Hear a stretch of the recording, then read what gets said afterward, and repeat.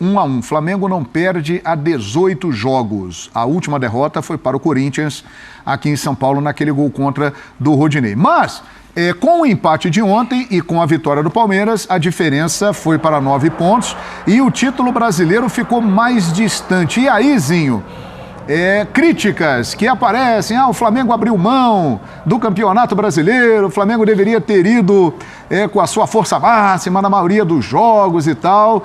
Muita gente comentando sobre o tema, Tetra. Isso é normal, né? A pressão, a cobrança, a gente estava falando isso no caso lá do Rogério Ceni e o Flamengo da mesma forma, né? Aí o Vitor Pereira sofre isso no Corinthians, todos os treinadores de time grande. Mas, na verdade, a cobrança não tem que ser em cima do Dorival, dos jogadores. Se tem que ter alguma crítica, é aqueles que contrataram o Paulo Souza e mantiveram ele por tanto tempo, fazendo as besteiras todas que ele fez, as mudanças todas que ele fez, né, as invenções de sistema de jogo, mudando o sistema de jogo e colocando jogadores com características diferentes para fazerem esse tipo de jogo. Todo respeito, tá bom, ele vem, tenta fazer uma mudança, começar o jogo com uma linha de 3, construindo, e causou polêmicas e debates. Muita gente achava que o Flamengo jogava com 3 zagueiros, para outros, que era o meu caso, para mim o Flamengo nunca jogou com 3 zagueiros. O Flamengo construía com 3 jogadores, o Felipe Luiz fazia essa função, mas na hora de defender, defendia com a linha de 4. E o próprio Paulo Souza teve que ir numa coletiva, perder assim uns 5 a 10 minutos para explicar isso. Num debate que ele teve com um jornalista, porque o jornalista perguntava uma coisa e ele dizia que não era aquilo, não era daquele jeito que o Flamengo jogava. Ou seja, jornalistas não sabiam como é que era, os torcedores também não sabiam, os jogadores também não sabiam. Everton Ribeiro jogar de ala pela esquerda, Arrascaeta jogar aberto pelo lado direito. Então, assim, o Léo Pereira muitas vezes era zagueiro pelo lado esquerdo e às vezes ele era lateral esquerdo defendendo. Então, assim, esse tempo perdido que faz o Flamengo hoje não brigar pelo título, briga pelo título, tem chances, mas o Dorival quando chega, o Flamengo está a 13 ou mais pontos do Palmeiras. Quando o Dorival chega, o Flamengo não estava nem no G4. Então a cobrança não tem que ser em cima do Dorival. O Dorival recupera, faz com que jogadores nas suas funções melhorem, subam de produção. O Dorival recupera vários jogadores. O Rodinei estava sendo aí cotado para ir para a seleção. E há pouco tempo o próprio torcedor queria ir longe do Flamengo. O Léo Pereira nem se fala.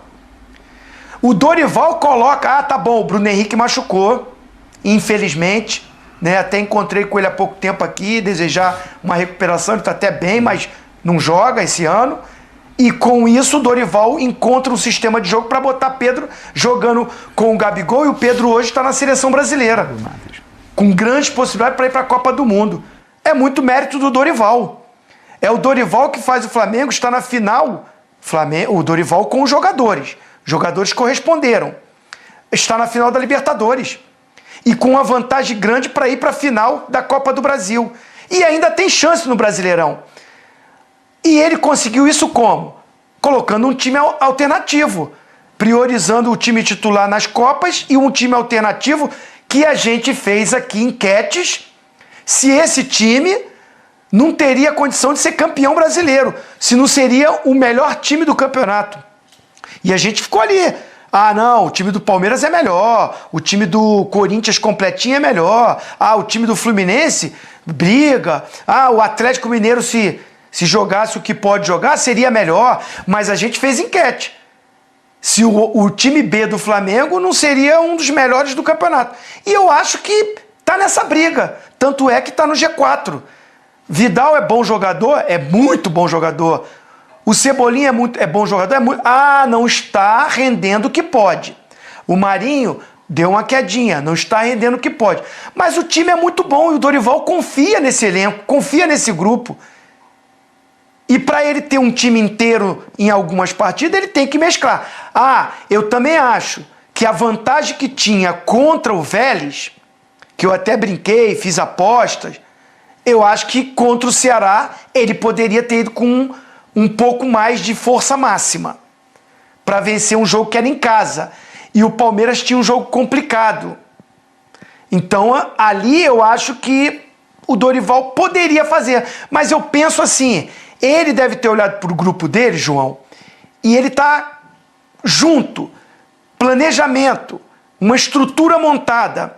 Se ele faz isso, de repente os caras que estão na mão dele, que ele ganhou, que ele recuperou, pô, o plano era esse, a estratégia era essa, vinha dando certo, por que agora, contra o Ceará, vai mudar?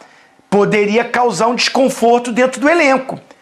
O treinador pensa nisso tudo. Então, assim, é um jogo difícil contra o Goiás lá. O Goiás está no meio da tabela para cima. O Jair Ventura faz um trabalho muito bom, é um time arrumadinho, é jogo duro mesmo, tirou ponto de muita gente. Aí fica essa coisa porque o Palmeiras ganhou, aí assim, a rivalidade, é a paixão. Nós temos que ser conscientes. O Dorival não merece tanta crítica assim. E os próprios jogadores. Que esses jogadores que fazem ainda o Flamengo sonhar em ganhar o Brasileiro ainda. Tá difícil? Tá difícil. Mas tem chance. E não é com crítica que vai se resolver isso, na minha visão. Ô Silas, é o seguinte, Flamengo está em 3 frentes, está na final da Libertadores da América e está próximo de uma final de Copa do Brasil, mas tem o Brasileirão. E agora, Silas? A situação do Flamengo no Campeonato Brasileiro? Eu acho assim que a gente até comentou aqui, o erro do Dorival foi no jogo contra o Ceará, ele entrou com o Eric Pulgar e entrou também com o Guilherme Varela. 2 jogadores que naquele momento poderiam esperar mais um pouquinho. Por quê? Porque o jogo era um jogo de suma importância, a vitória nesse jogo, e o entrosamento ainda não era entrosamento ideal.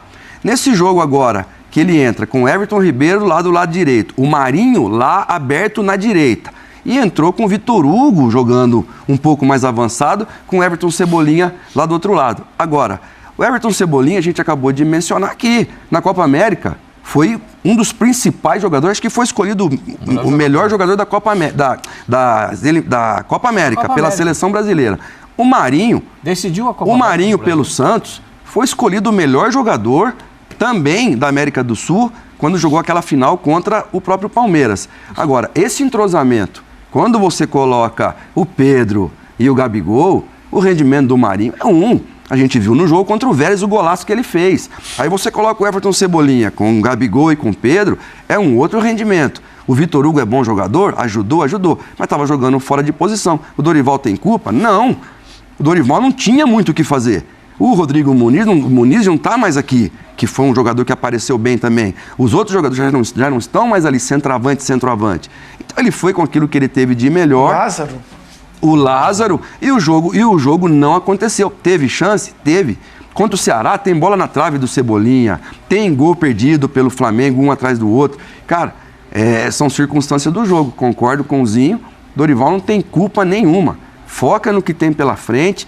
Para mim, grande chance de ser finalista da Copa do Brasil e favorito contra o Atlético Paranaense na Copa Libertadores na final. Perfeito. Olha, a pergunta é muito interessante porque muitos estão criticando tanto o Marinho quanto o Cebolinha, que chegou há pouco tempo, mas uma informação.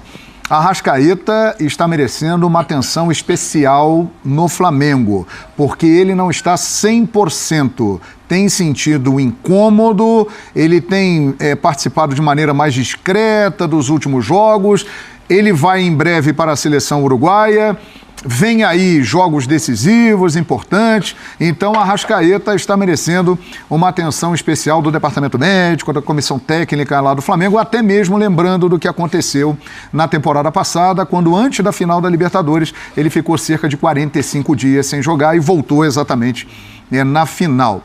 Agora, Marinho e Cebolinha. Marinho já está há mais tempo, Cebolinha chegou há pouco tempo. Cebolinha fez o gol importante no Morumbi, que deu a vantagem maior ainda do Flamengo contra o São Paulo. Eles estão devendo, na sua avaliação, no Flamengo, ou Praz?